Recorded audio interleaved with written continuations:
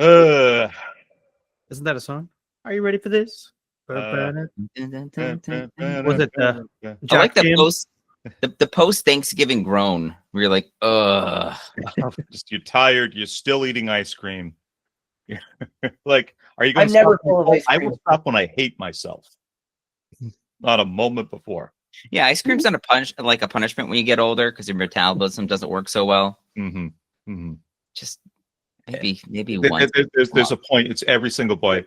This is a bad idea. This will make me shit. This is a bad idea. This will make me shit. Oh, I don't think that way, but I also question You should why try a new THC infused wink. Ooh. Oh, is that wink with a Y?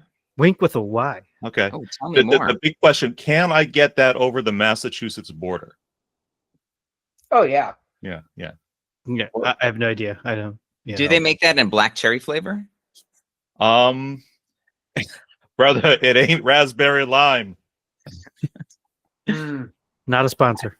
That's a Not a bummer. sponsor, and we know nothing about the product. No.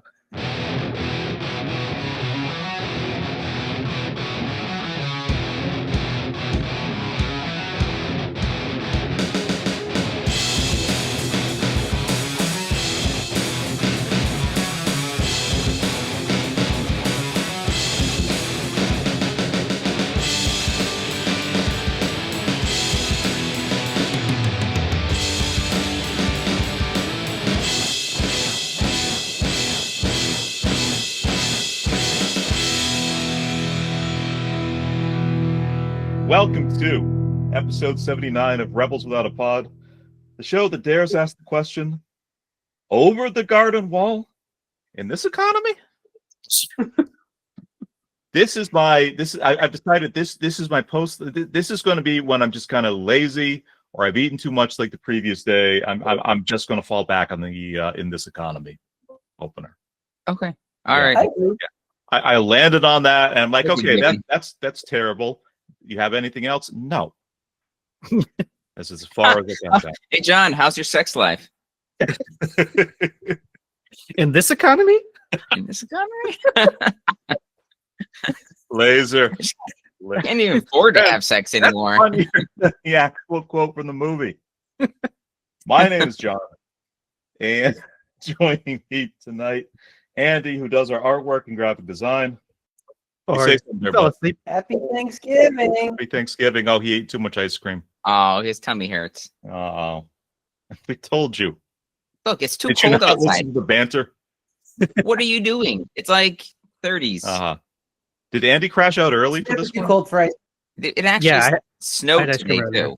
Just want to throw that out there. Yeah, we had little flurries down here. Yeah. Naveen on music and audio production. Hi, hello. And Pod Daddy Eric, who does not think today is a good day to be arrested by frogs.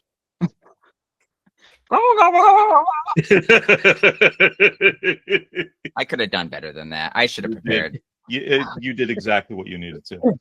All of our content is currently up on the Rebels Without a Pod YouTube channel. Please remember to like, comment, subscribe. Gentlemen and viewers, we cracked just yesterday, or maybe even like this morning, 14,000 collective views on the Rebels Without a Pod YouTube channel. Isn't that something?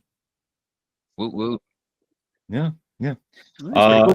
Including that Russian. in our long form comment for and people like, comment, subscribe. Big influence, a big emphasis on the comment, because Kung Fu Hustle is over 650 views, and we do not know why. We don't. It's a perfectly fine episode. The artwork is dope. You could describe just about any other episode we've ever done in kind of like a similar kind of way. Why that one? Tell me why that one. It's like an earlier one, right? Yeah, it's So we're it's just a still re-release. trying to find our place in the whole podcast world. Yeah, we Mhm. released it as an archival one, I believe. So we did it, but it wasn't released till like later. So does that mean And then we're most getting of our progressively worse? I mean that's a very reasonable hypothesis. I mean, in this economy? Yes, I recovered. Nailed You can it. thank me later. Next week we're kicking off episode 80 with our Ladies to the 80s cycle, a last minute thematic edition covering the 80s classics I, John, personally did not see, because my family did not grow up with cable. Starting, I believe it's next week with Tim Burton's sort of feature debut, Pee-wee's Big Adventure. Oh yeah. Yeah. Andy, this one was your pick. No. Connect the dots. Andy, you want to say anything about Pee-wee's Big Adventure? It looks good. I always wanted to see it. It's a classic. It's everybody should see it.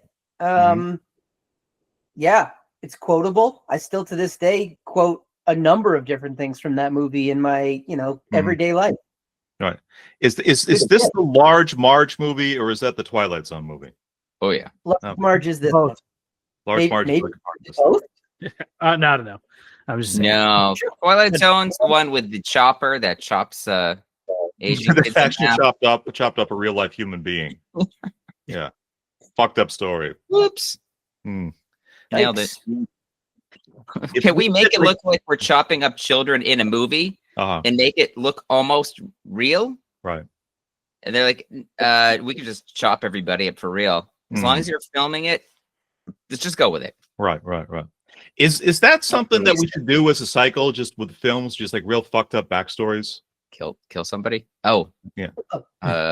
Like kind of just cursed, haunted productions. I mean, like The Crow is like, for people our age, that's a real obvious one.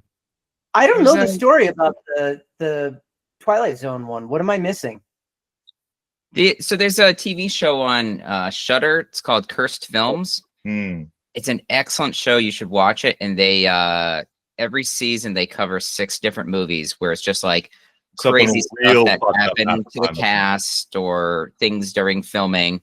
And Twilight Zone's the finale of season 1, and it is fucking wild because I mentioned like Asian kids getting cut in half. They were not even child actors.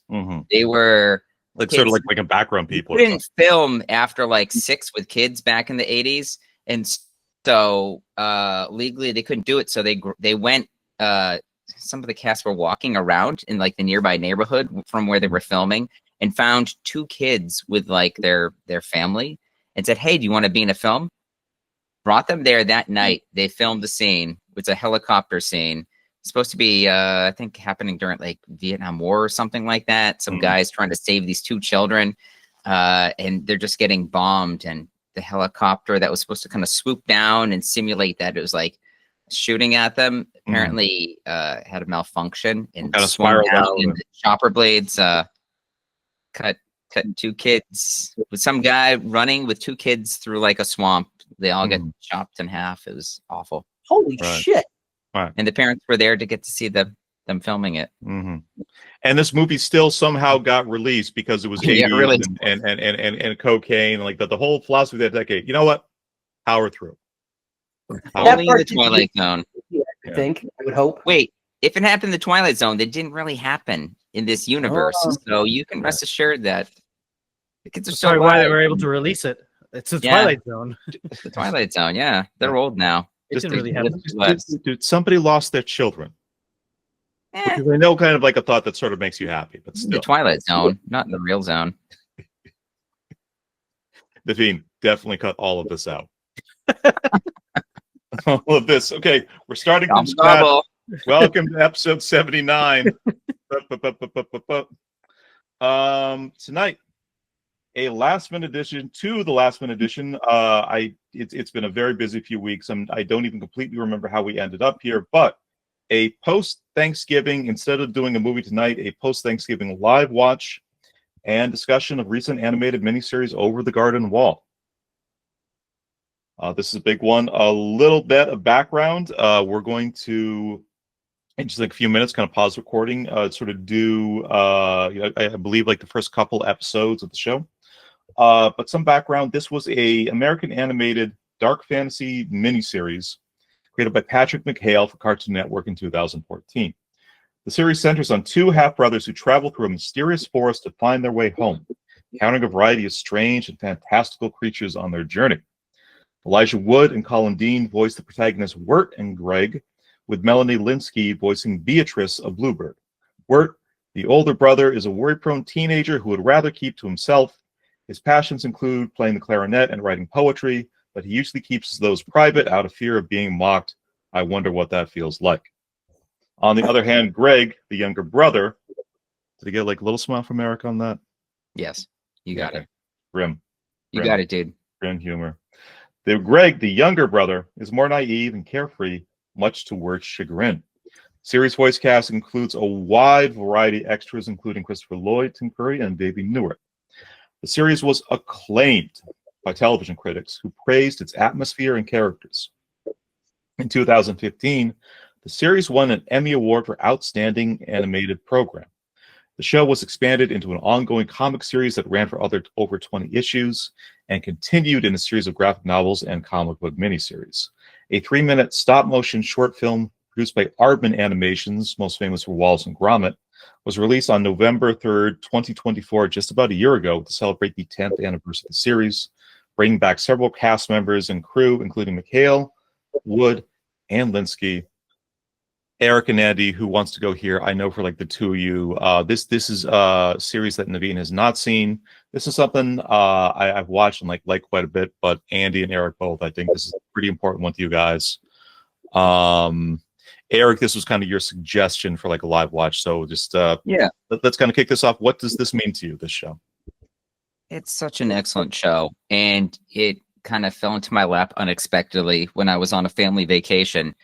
I was actually in Nickelodeon Studios Resort, which was down in Orlando, Florida. No longer there. I think they moved to the Caribbean now.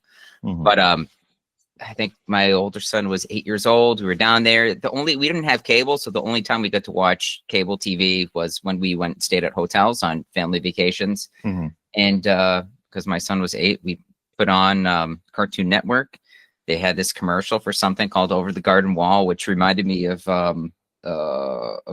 Adventure Time, which was like our favorite show at the time.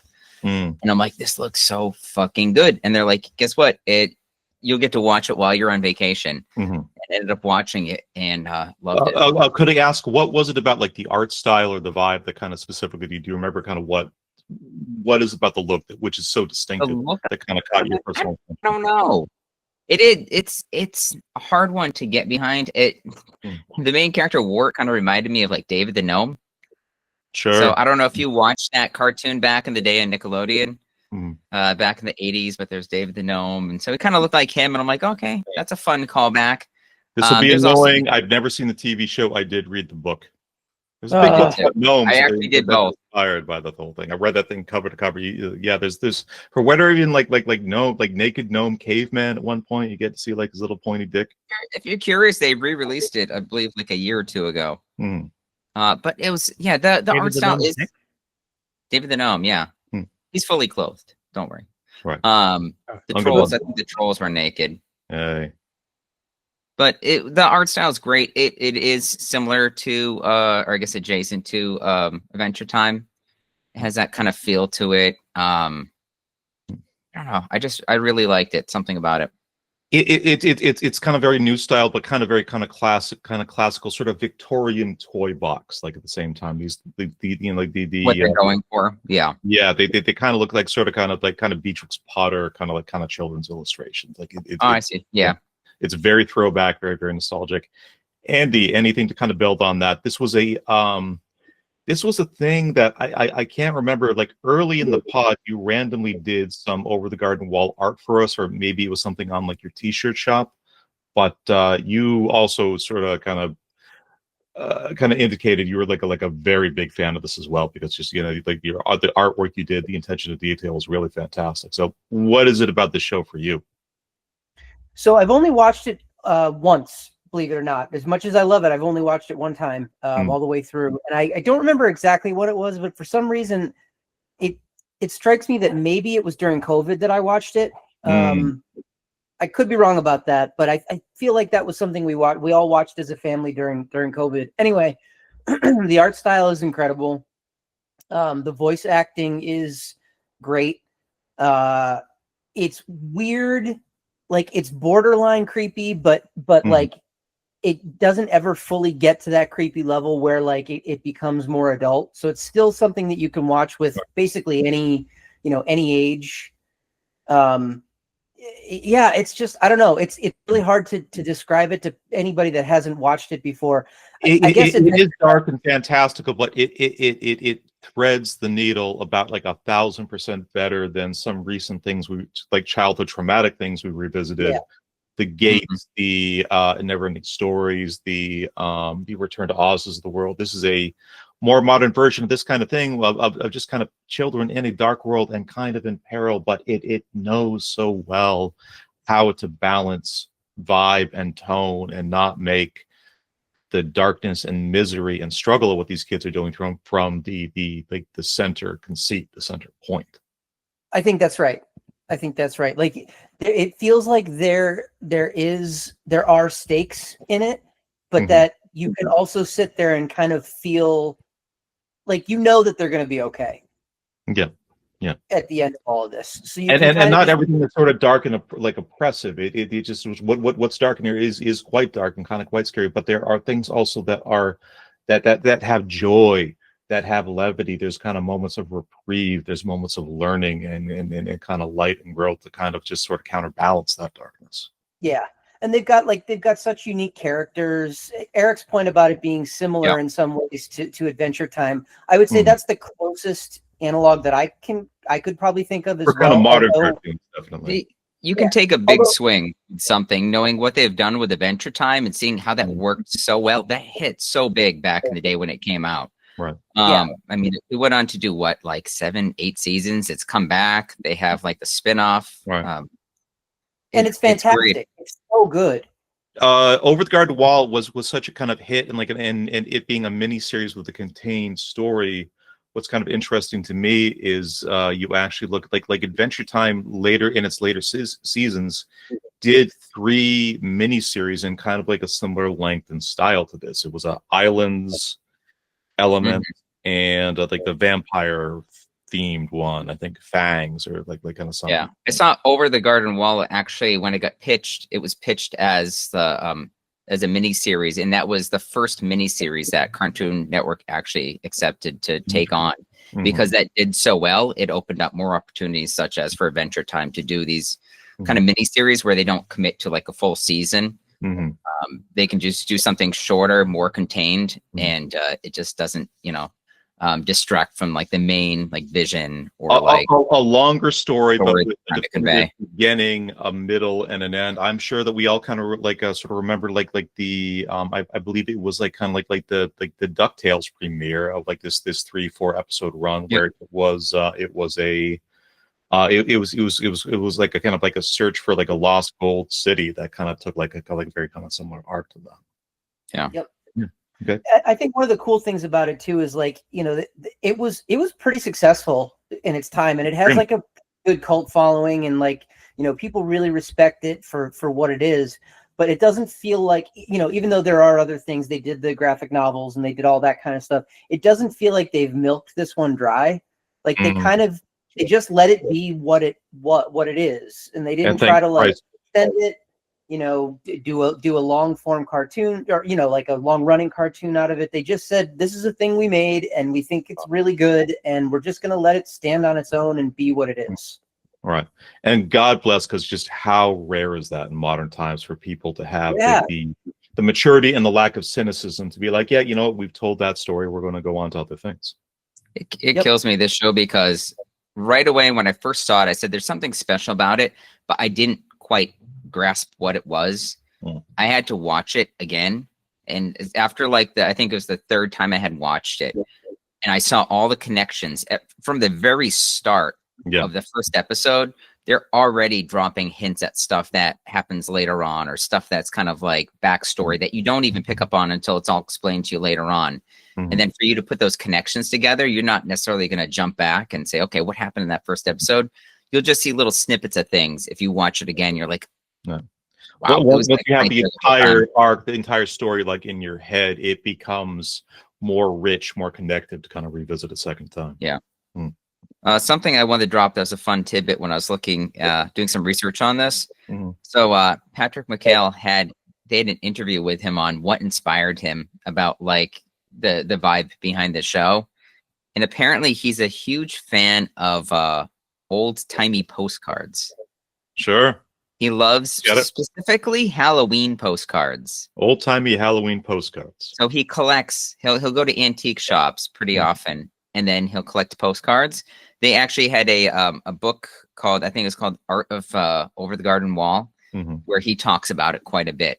Kind of like, this is what I used, and this is where I pulled this character from, and this is kind of where I get the idea for this scene, and because a lot of it's just, it's really out there. Right. Kind of like, I mean, you'll see it when you see it. There's so many kind of art and character designs where you're just like, where did they even kind of start with that? But it's just when you kind of look back in history. But I kind of have that thing living in Vegas. We have this excellent sort of pinball museum, and I kind of have a fascination with just the background art that particularly sort of kind of companies like Gottlieb and Binion's kind of made for pinball machines in like the 50s and 60s.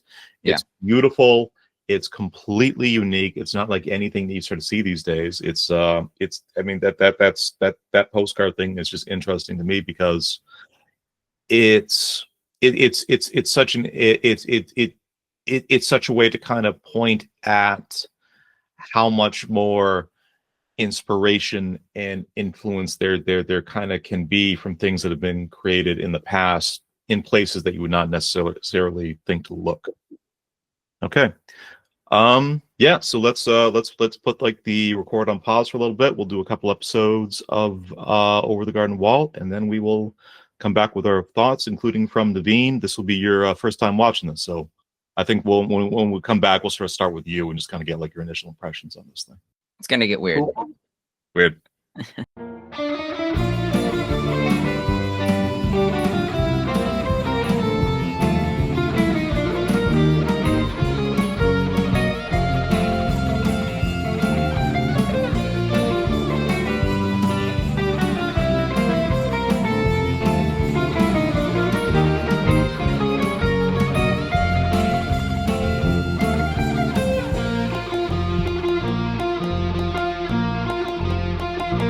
And the recording is back up. All right, so we have just watched 3 episodes of Over the Garden Wall. Naveen was emotionally overwhelmed by like the single best performance of a child band ensemble that he's seen probably in quite some time. So, buddy, let's start with you. How was like this little sampling that we did of this miniseries? What did you think? It was pretty cool.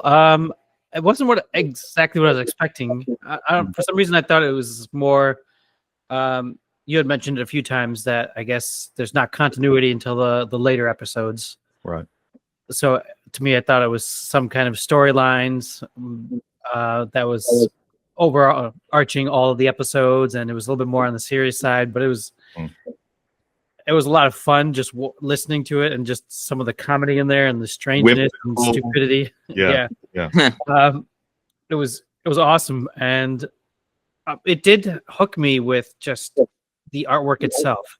That was really interesting. It's just different in the background. It seemed very old timey, but Greg and Wirt just seemed detailed. You can't really make a comparison to just about anything else that we really grew up with at all. No, you can't. So it's really neat, and I would So I definitely, I mean, there were only 10-minute episodes. So we watched 3. There's 8 left or whatever. Just for the sake of the listenership, we watched episode 1, The Old Grist Mill. That's the pilot. Episode 3, Schooltown Follies, and episode 6, Lullaby and Frogland. There's 10 overall in the miniseries. I think like the majority leading up to the finale are about just only 10, 12 minutes long. It's a very easy, very digestible show to get through. Yeah. We also showed you kind of like upbeat episodes. If we had showed you the second episode, it gets pretty dark. Oh, yeah. It has a happy ending, but it's one of those ones where you're not sure how to feel about it because it's just kind of unsettling. But it's cool that it's, again, this was, I guess I don't know what their target demographic was for this. It's kind of, let's just put this out there. Exactly our age that sort of look like us and are fucking nerds about this. I think so. Because imagine kids watching this. I think they showed it at like 6 at night. So, maybe kids are eating dinner at that time. And I don't know, college students are hanging around watching this, or people in their 20s or 30s. This was made for guys who look more or less exactly like the four of us. Probably. Made They all have by glasses. guys that look kind of exactly like the four of us. Like if I had to make any kind of guess at all. Andy, kind of going to you. Like, just how was this rewatch for you? I mean, I immediately got that feeling again that made me love it to begin with. That I was trying to pinpoint it while watching these 3 episodes, and this isn't a perfect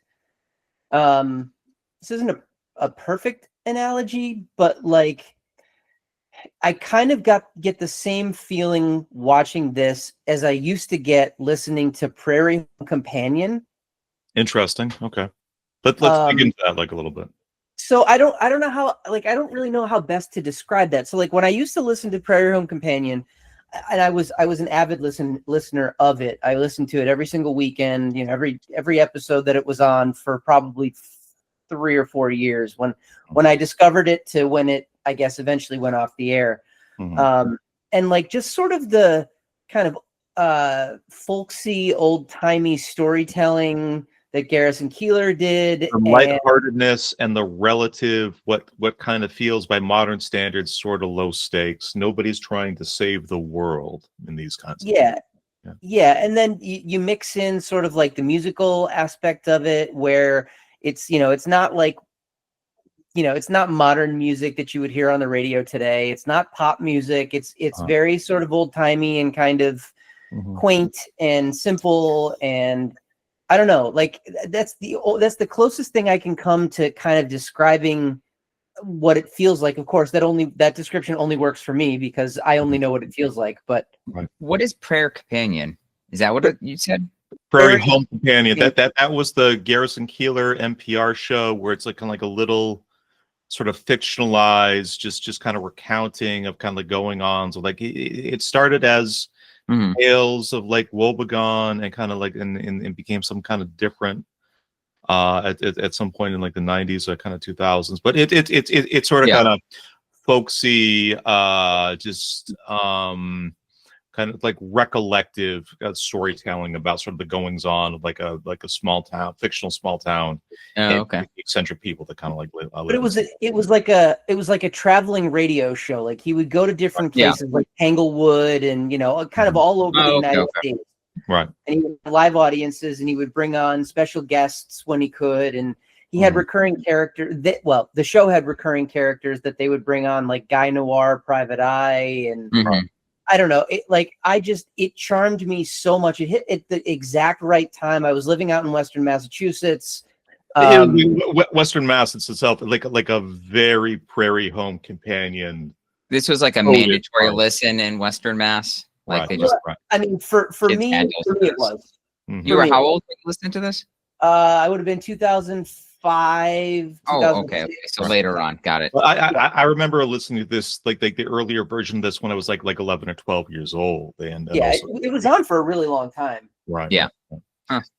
Could we pivot back actually to Naveen quickly as a music educator? Out of the 3 episodes that we watched, 2 had kind of pretty centerpiece of sort of musical performances, band performances. What did just kind of what went through your mind kind of watching those? I mean, nothing really. I was just listening to it. The music was well done. Right. I think the biggest things that stuck out were Greg's Adelaide House song, which had like no form or rhyme or anything to it, but it still worked. Just knowing some of the characters and things, but the other tunes were just kind of standard S tunes in a sense, just well done and different instrumentation, but it still sounded good. And well, we should mention in the 3rd episode we watched, there is a real moment for like the central character having a crisis of confidence about performing on the bassoon for like a number of like sort of very fancily dressed frogs on a steamboat. This is just one of those fucking shows. I was gonna say, a bassoon is pretty central to an orchestra. Like you can't have an orchestra without a bassoon, I guess. Right. You think that's a fair statement? Well, the clarinet is the Or- real backbone, but you need that bassoon as Yeah. a low end. Clarinets are good, but Okay. Yeah, no, strings are the backbone, but yeah, for an orchestra. But if you're just one of those schools that doesn't have a string section, I mean, or a Greg drum. Do you have a Greg drum? hit my face. Hit my face. Yeah. Hit Anyway. me again. Hit me. Andy, if you could finish your thoughts there, though. That's really it. I just think it's got such a neat vibe to it that I can't really say it's like anything else that I've ever watched. To Eric's point too, like there are definitely different vibes throughout. Each episode kind of has its own thing. Mm-hmm. Which I think is also, I think if it was all like the episodes we watched, it would kind of get samey. Yes. Mm-hmm. Yeah. But they really do like dynamics with the vibe throughout that really kind of keeps it interesting. And again, because there's such short little nuggets, like it's super digestible. You could sit and watch the whole thing from start to finish in one sitting if you really wanted to, or you could stretch it out and kind of just take it in little bits. And regardless of how you do it, even as it gets to be a little bit more story driven in the back half, you can kind of take it at your own pace. Like it doesn't feel like you have to binge it, but it's also very bingeable if you want to. So very well put, extremely well put. I was going to say too, if you think about it, right? We watched episodes 1, 3, and 6, and 6 is when they finally make the Adelaide's house, and that's what it's all about for that first half, getting to Adelaide's. But did you see how quick like Adelaide was on screen before they already killed off Adelaide? Yeah, it's just the point is like it. The pacing is very remarkable. They build it up. What's the point? It's like the thing to drive the journey into the woods. It's just let's go to Adelaide. It's okay. Adelaide's dead. Okay, let's go do something else now. Should we only be doing 10-minute podcasts? I mean, like this makes a bigger argument than like anything else that we've covered. I think our listeners would say yes. As long as we have a song to accompany each one. Okay. Naveen, buddy. All right, I'll get on it. Wait. Write a song about oatmeal and rhubarb. All right. Oatmeal with our and friend Barb. Barb. You feed it to your best friend, Barb. Salieri. I did it in just one night. I don't know. I think you got this one, man. Yeah. You're on a roll. Yeah. Record it. Okay. Yeah. I don't know. All right, back me up with a bassoon. Let's go. All right. We'll do. Oatmeal. Bomb. Yeah. And Let me say kind of my piece on like this sort of watch real quick, and then let's end on Eric, because this was sort of his kind of this was his recommendation, and just kind of like the this show I know has always been like a passion for his. The art is breathtaking, really. Like watching this at any scene, it's just even small individual things. The thing that what Eric mentioned about the old timey Halloween postcards, or just any of this old kind of Victorian era art, when it's kind of drawn from, once that's pointed out, you can see that just immediately in like the character designs. Like, just for 2 seconds, you see a cat in an old-timey nightgown at a schoolhouse, and then it's sad about eating potatoes, and then starts playing the clarinet, and that's kind of its entire arc. But you just kind of feel that you just kind of know everything about that character right there. that's what's so attractive about this show. Just building on that is just how foreign things feel. It's not completely foreign, because you do see glimpses of kind of like stuff you grew up seeing, like, I don't know, like Anne of Green Gables or something, or Little House on the Prairie, but then also just weird things like the animals all dressed up. Do you guys remember when you were kids, they had those like animals you could collect that maybe somebody's kid sister would get them, and sure. And it just I just remember like some childhood books like Uncle Wiggily, or like the Brer Rabbit stories kind of come to mind. Sure. Yeah. But it's the writing of this and like the dialogue building of this is kind of fascinating, because you can kind of see the Adventure Time kind of activity.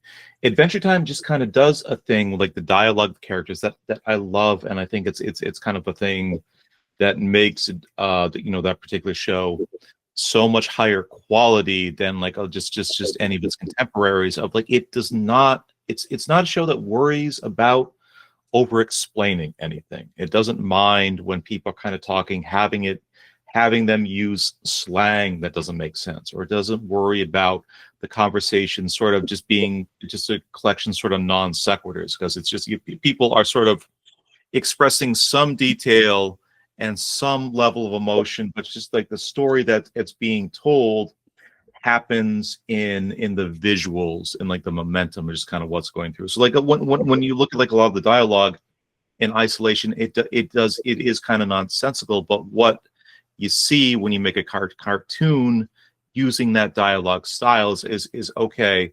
I can track a little bit of the detail, but more importantly, I know where these characters are emotionally and like the narrative, kind of what's going on. And as a kid, you accept it like automatically. As like an adult, it maybe sort of loses you like a little bit first, because you're just accustomed to these things being explained to like a certain degree that that shows like these do not actually do. But once I think for something like this, once you kind of get used to that style, it makes it more interesting, kind of more compelling, because you're like, I don't need to know the fucking like lore dump or like the exact details of just how these things work. Like that's not the thing that I'm actually here for. I want to call it too how great Greg's character is, and the writing for Greg's character, because I would peg him as like maybe like an 8-year-old, maybe Right. 7 or 8 years old, but they let him be an 8-year-old. An 8-year-old. The way he talks and acts, and it's great because I think initially when you start watching this, it feels very serious. Like again, it's maybe something for adults. There's the content is a little heavy, but Greg just breaks it up Right. throughout.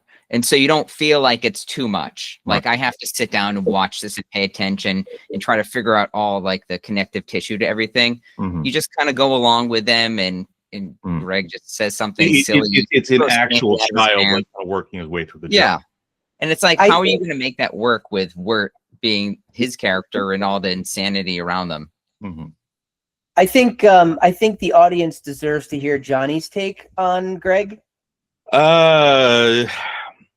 My first pass through this show, and this is a bit more kind of getting into like the back half of the season.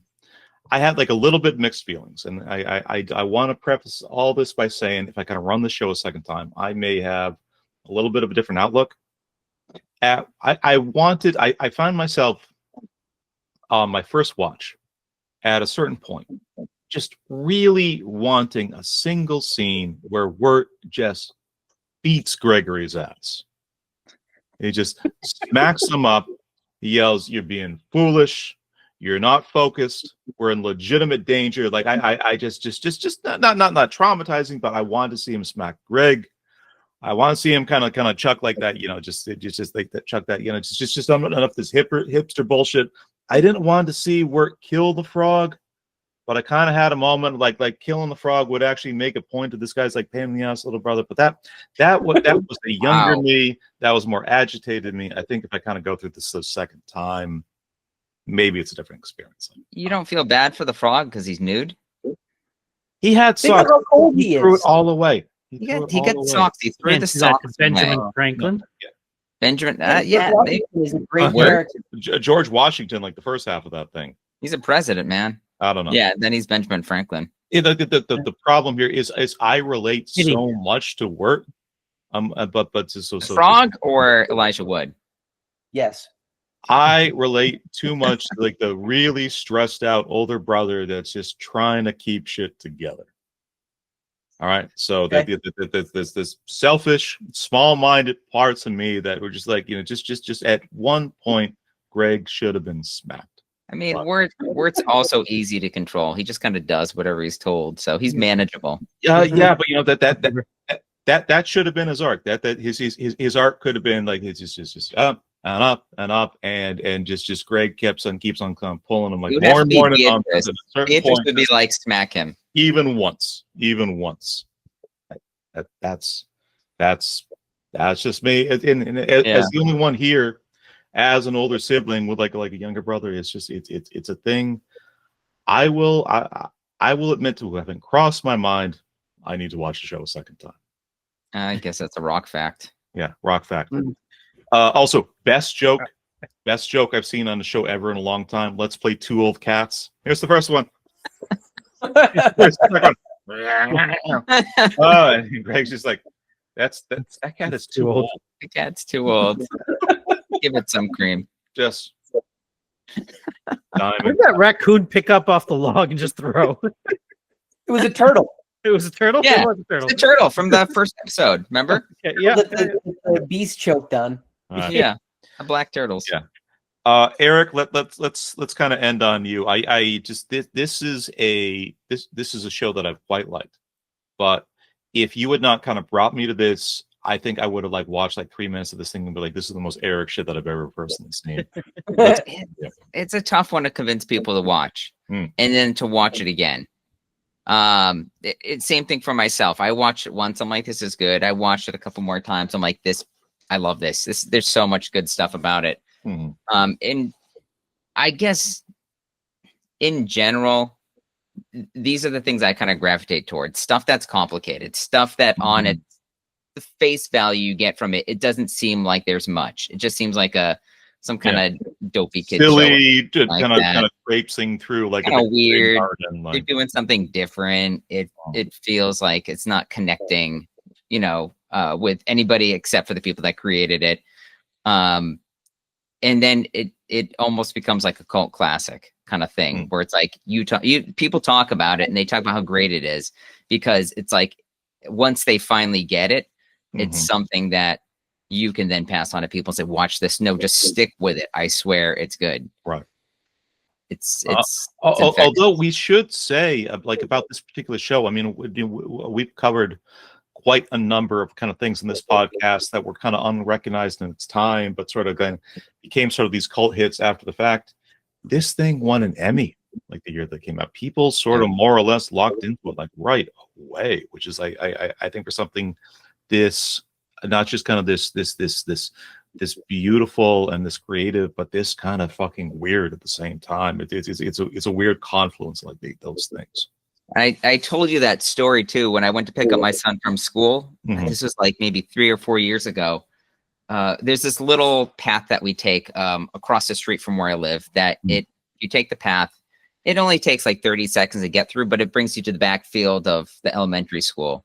So I was going down the path to pick up my son, and I can hear it in the distance. And as it gets closer and closer, I recognize it immediately. And it's this group of kids marching in my direction, singing "Potatoes and Molasses." And which sounds like a scene out of the show itself, because I've been on that path, and for like a weird 30 seconds, you feel like you're like in a storybook. You just like the city just kind of disappears for like a very brief period. I thought I had gone over the garden wall. There we go. And again, it's like 2022, so I'm like, who's watching over the garden wall at 2022? This is amazing. Yeah. So again, remarkable that this thing was kind of recognized kind of right away as being great, but this is also like a thing that is surprising in just like the longevity that it actually had. Again, Aardman produced for its 10-year anniversary just an animation kind of like kind of little tribute 3D stop animated thing just like about like a year ago, like in salute of this thing. Yeah. Did you watch it, Andy? I forgot. Did you check it out? It's pretty cool. Yeah, I did. I did watch it. Okay. I felt a little sentimental watching it. Something about it. I don't know. Just coming back to that place. Yeah. Yeah, it was just cool hearing all the old voices. Like they, you know, they back the cast. They got them together 10 years later. That like the whole thing. It was Elijah Wood somehow fitted in between sort of just kind of filming sessions for the Toxic Avenger. Right. Busy guy. I think I got 3 minutes. Yeah, it's commendable kind of what it did in the time, and with any of these things, there's certain properties, there's kind of certain concepts you're like, oh, they should just keep kind of doing this in perpetuity.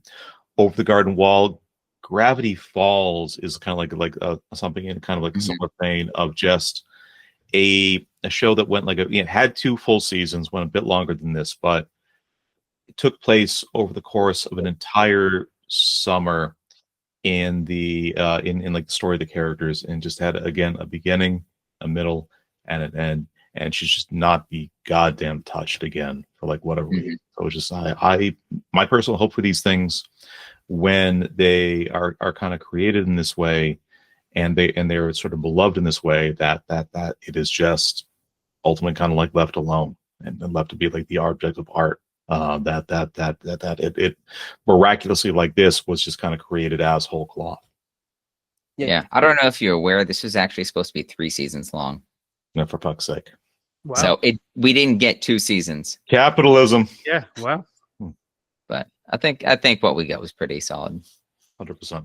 I don't think we need more. I think No. it stands on its own. Mm-hmm. In other news, John Carpenter has actually announced they're working on The Thing Part 2.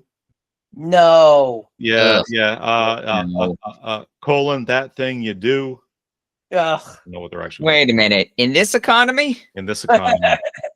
This is actually real fucking news, though. You can look it up. Late capitalism. This hurts so bad. Gentlemen, let's kind of like wind down on this. We have discussed this sort of previously. I know that there has been some conversations about Over the Garden Wall specifically, and kind of like at least kind of random shout outs, but other kind of artsy indie sort of cartoon miniseries like this, do you guys have any other shout outs outside of this one or the Adventure Time stuff that we talked about?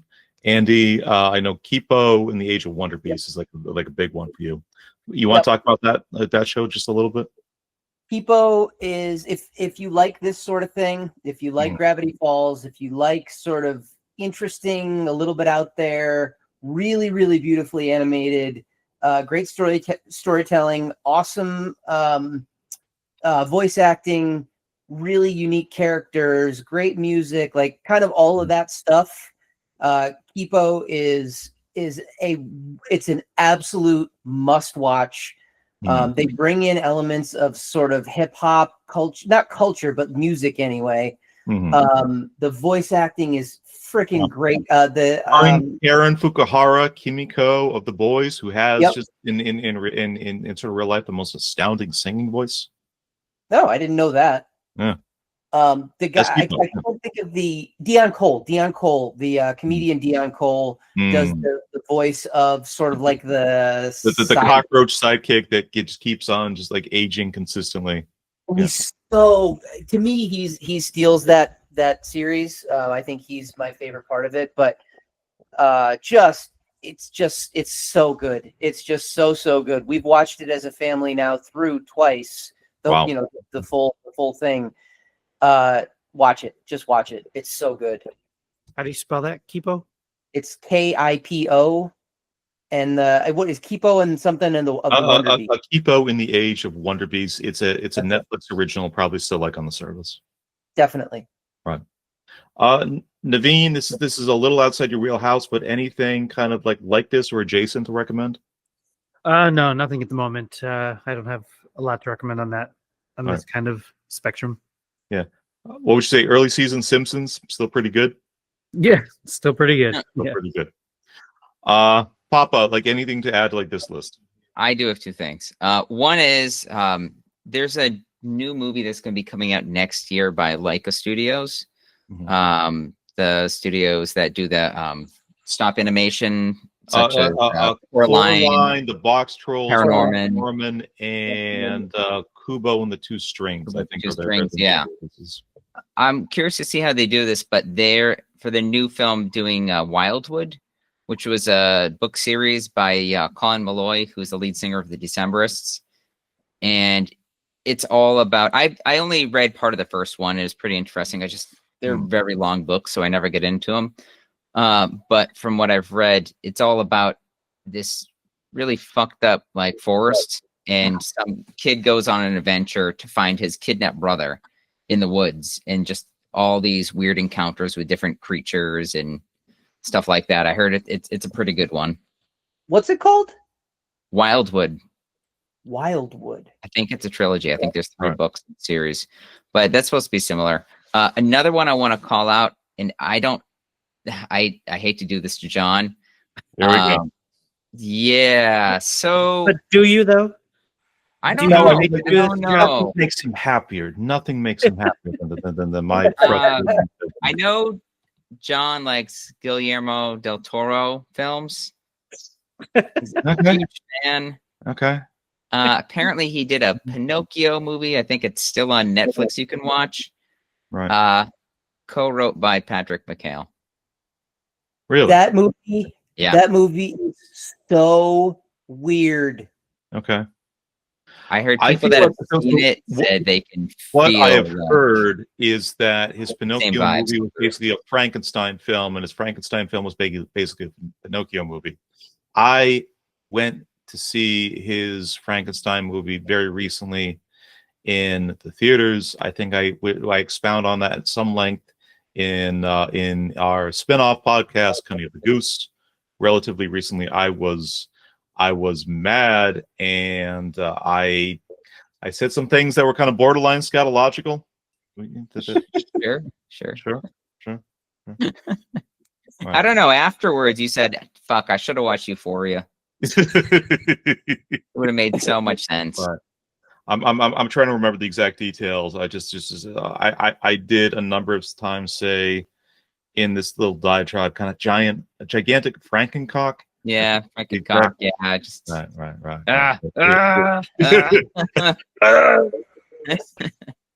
And then, so little shout out, go listen to that episode, whichever one it was.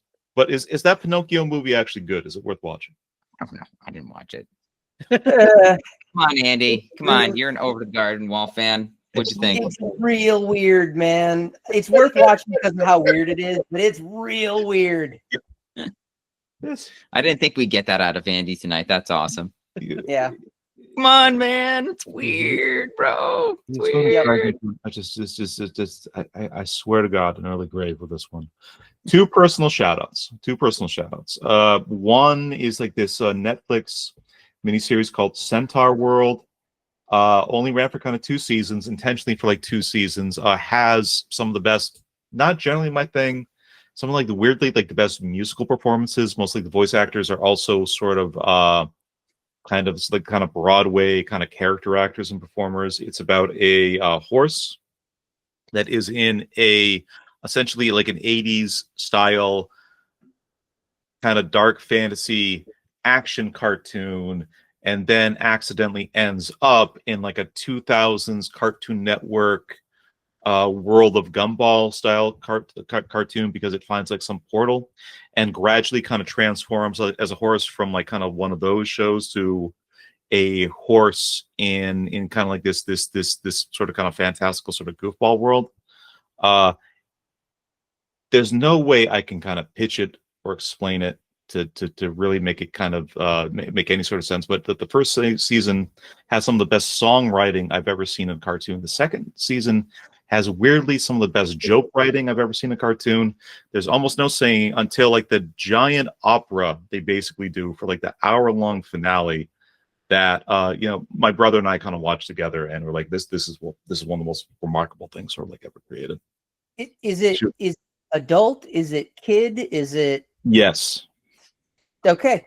Perfect. A lot going on with that one. It's very Centaur World, Netflix. Other Netflix show, really underwatched, extremely underrated. This show called Kid Cosmic, Yes. where Craig McCracken. Okay, it's second from Andy. But famous for kind of Dexter's Laboratory, Powerpuff Girls. Starts out with like this kid and some elderly caretaker that he has living in kind of what looks like the central Nevada desert.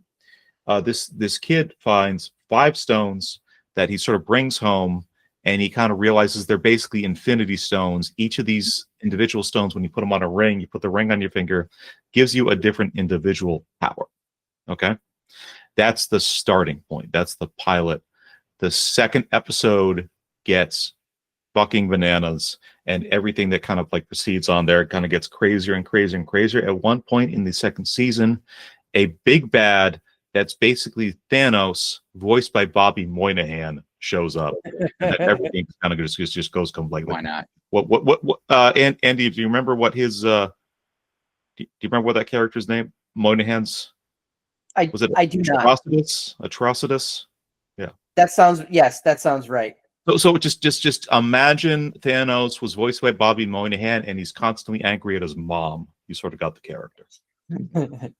Again, this is a show that ran for 2.5 seasons, and is another one of these kind of very remarkable sort of beginning, middle, and an end. I think I did not mention about kind of Over the Garden Wall or the Adventure Time miniseries or kind of Gravity Falls, but these things are all the type of kind of just the type of writing, the type of creativity that you just kind of you sit with, and you're like, this has like enough ideas for like a dozen of like these sorts of things, like really remarkable.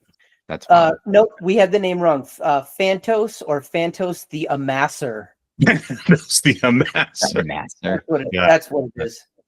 The Owl House is really good. Oh yeah, I never saw that one. Infinity Train is one that I kind of feel like I kind of heard bantered around about like a bunch. Like again, all these shows, you look at like the credentials, it's like 12 people that worked on Adventure Time at like different points, and they kind of went on and kind of get those old things. How cool is that though? Being like working on at Cartoon Network and putting out these shows and getting to like collab with all these people and like spitball stuff. You're like, I get this funky idea for doing this kind of show, and they're like, well, just one of your family's personal favorites, the Steven Universe, kind of came out of like that exact ecosystem. Steven Universe keeps going. I mean, and that's the same group of writers that did Big Hero 6 as well. Really? Yep. Okay. Yeah, they brought that show back so many times. I'm shocked. And they keep doing different animation styles. It's almost like Scooby-Doo. They keep bringing it back every like 3 years and change it up. And same writers just do this kind of new niche thing that is for different people. Right. But I think that's all kind of like on our end. Next week, episode 80 kicking off like our little kind of holiday sort of diversion of just kind of like sort of looking at 80s classics. We have to start Pee-wee's Big Adventure. Different points we're going to be doing Monster Squad. We're going to be doing The Lost Boys, and I believe we are wrapping up that cycle with a overwatched 80s film. But I still think like a pretty popular, like pretty good one. This little independently produced sci-fi flick called The Empire Strikes Back. We'll be wrapping that up. I'm familiar with that one. Is that? I don't know if I seen that as a kid. Okay. Yeah, The Empire Strikes Back. Empire Strikes Back. Empire. Oh, and Empire. Sorry, and Empire Strikes Back. And Empire Strikes Back. It's just against itself. Yeah. Okay. Yeah. Spoiler: lead villain has asthma. This is how Darth Vader was actually explained to me as a child. Huh. He's kind of like. I heard his. Oh shit! Is it his son has a 14-pack? 14-pack.